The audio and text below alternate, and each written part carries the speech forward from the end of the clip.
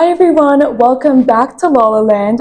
Thank you so much for joining us today. I am joined by Jordan Bitove. Jordan is the owner of Star Corporation, which is the publishing company for Toronto Star. He was appointed to the Order of Ontario in 2023, and he was a part of bringing the NBA to Canada. Thank you so much for joining us today. Thank you. It is my honor to be here, and I'm excited.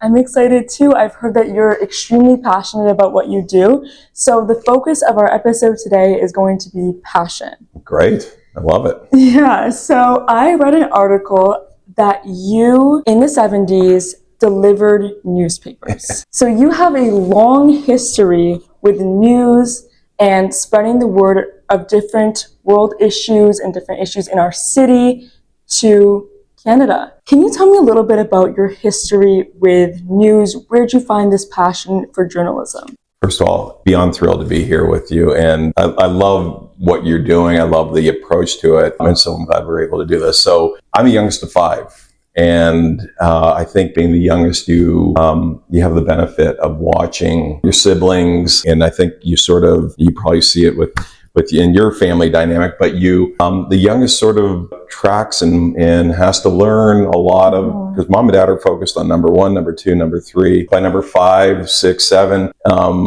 you're a bit of an afterthought. And so I think what happens is you develop a lot of independence through that, and then you develop your passions through that. And for me, a big part of where I am today was watching my father and my mother, but then watching my siblings. And I had 4 very successful siblings who, lived their lives with a lot of passion. And I think that became the cue to me to understand what was important and to really observe.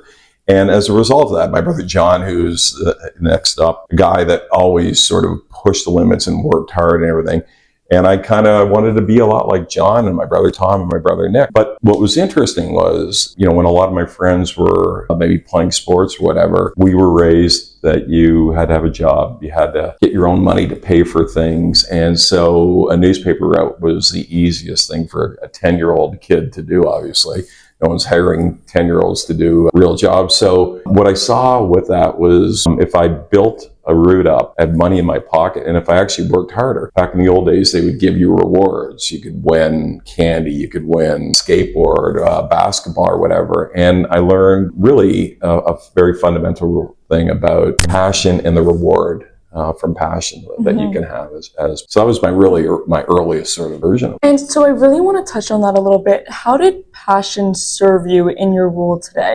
It's an amazing question, and I love it because it's the one thing I tell people is if you don't have passion for what you do, then I don't know how you succeed, or maybe find another job. I've never worried about the financial side of a business if I didn't have, because I always believe that passion will get me to a point. If I put my heart and soul into something, that will allow me to, work 20-hour days to get there, or try and figure out an angle on something. And so I live my life on everything I do, whether it's with my kids and raising our kids with passion and just trying to be at every event that they have, trying to help them out with their homework, getting up at 6 in the morning to drive them to school or whatever. Then I walk in here, and as I explained to my team today, I can't wait to get here every day, because I'm so excited. And the reason is, when you're running a news organization, is there anything better than when you understand that your reporter or journalist is actually helping a marginalized person in the city of Toronto,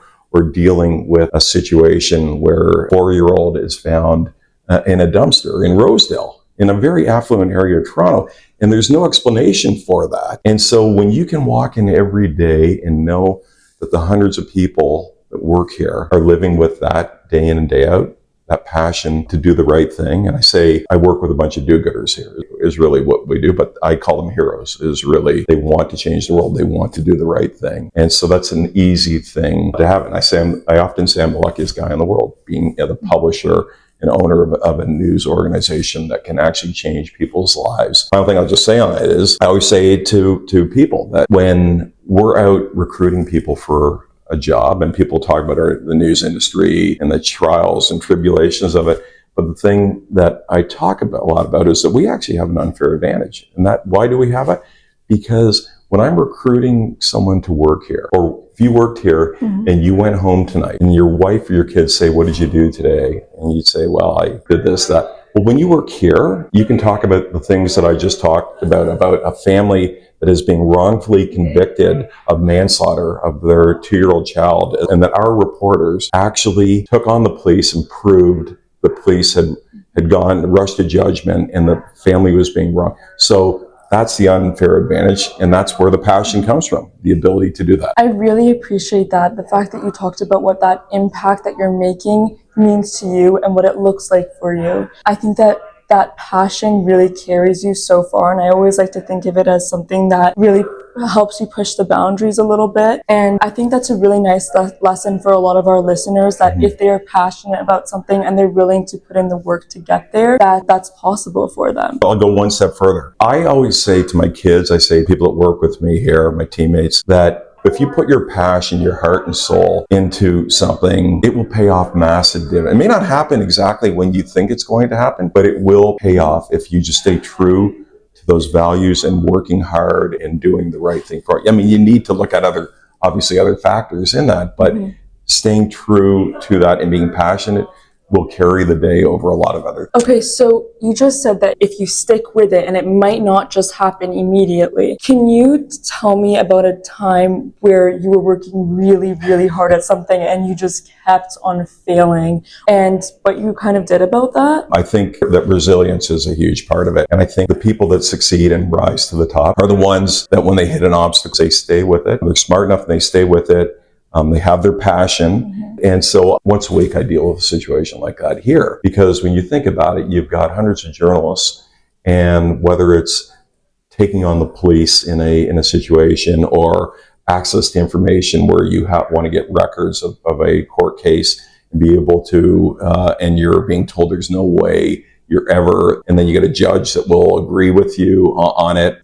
Things like that happen every so often here. And so I'm just used to it, I guess, is a big part of it.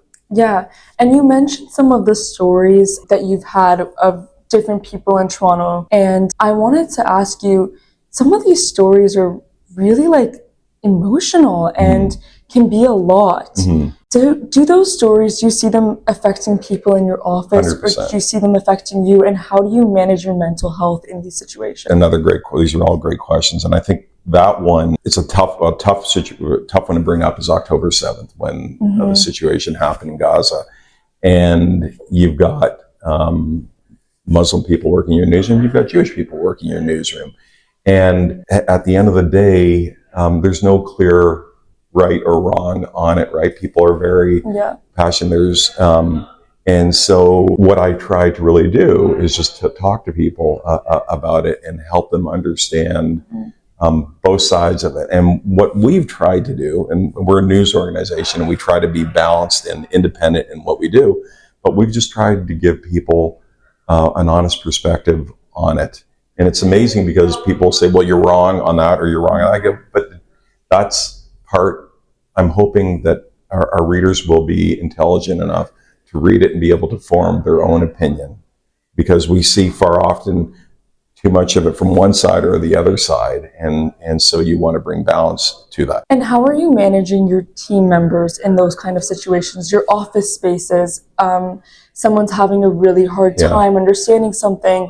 Someone is really, really down about something. Someone's having trouble kind of keeping up with things in the office. How are you dealing with those environments? Well, I didn't answer, that was your other part of your question, and it's the mental health. And we spend a great deal of time to provide a level of support to journalism. Is a very tough industry, right? Especially if you're a woman or you're a woman of a minority and you're a target for all these trolls online and about social media and the evil part of it. But it's a very tough thing for a young woman who is tackling that day in and day out. And so what we do is we provide a number of different things, whether it's counseling, support, security. And what I say at the end of the day is we have your back. And so whatever it's going to take to protect them. And then there's legislation. So we've been pushing the federal government, provincial government to put legislation in to protect the journalists or whoever. But mental health, as we see it, it's a big problem. And I think far too often we're kind of turning our back to it. Now there's a real awareness to it, and I'm hoping between what we do, the governments, etc., we shine a light on it, and there will be some form of a fix for it. So I'm feeling like you have this sense of advocacy too. You love advocacy. Can you tell me a little bit about that? I was raised by parents that always taught us to do good things for other people that are less fortunate. And so I was raised that way. And so when I bought this organization, I don't think I really understood the significance of what it had done for people that were less fortunate. And that's the biggest point of difference with the Toronto Star and Tour Star publications is that we live by a set of principles called the Atkinson principles that really give us a backbone.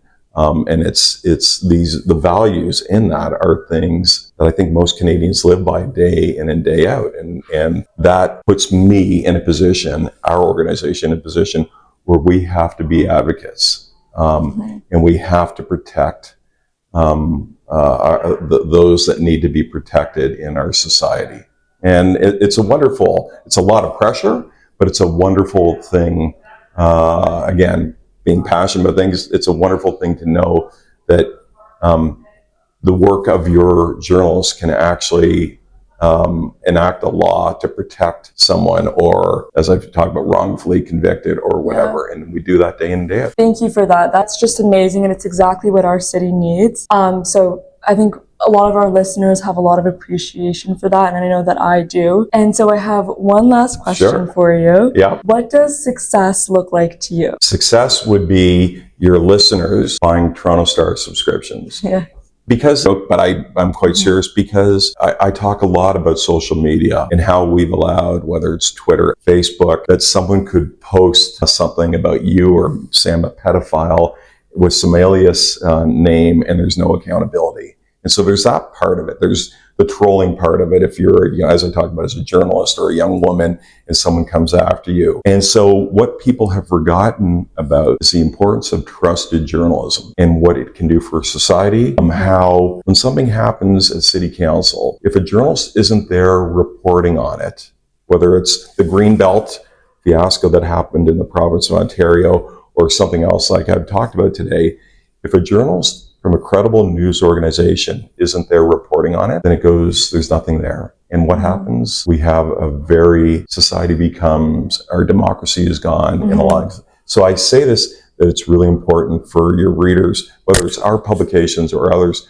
to have a subscription to support Canadian owned and operated media and to be informed. Definitely. And I really, really like how you answered that, because I know that there's a lot of people that are in the business industry, for example, that need to subscribe to these kind of news channels and need it. But we kind of forget about the younger generation of people that are in school, and they don't necessarily need to be reading the news, but they should, because getting your news from social media is just not reliable. It's not news. That's not news. That's one point of view, and we see now with AI how it can be distorted very, very quickly. And so that's why if we write one bad article, the reputation of the journalist, the person delivering the newspaper, the digital team, the publisher, every person in here is impacted. Yet I can post something false on news on Twitter, and there's no accountability of that. So I just say it's very important for your listeners and others to understand that the importance of trusted and a credible news organization to get their source of information from. And they may not agree with it all the time,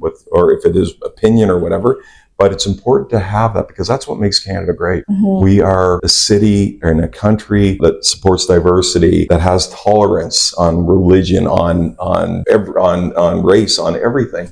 And we have to celebrate that, and we have to understand that and be open and honest with each other about it. I really, really appreciate your thoughtfulness, and thank you so much for making Toronto an amazing city to live in. Thank you so much to our LaLa Land listeners for tuning in today.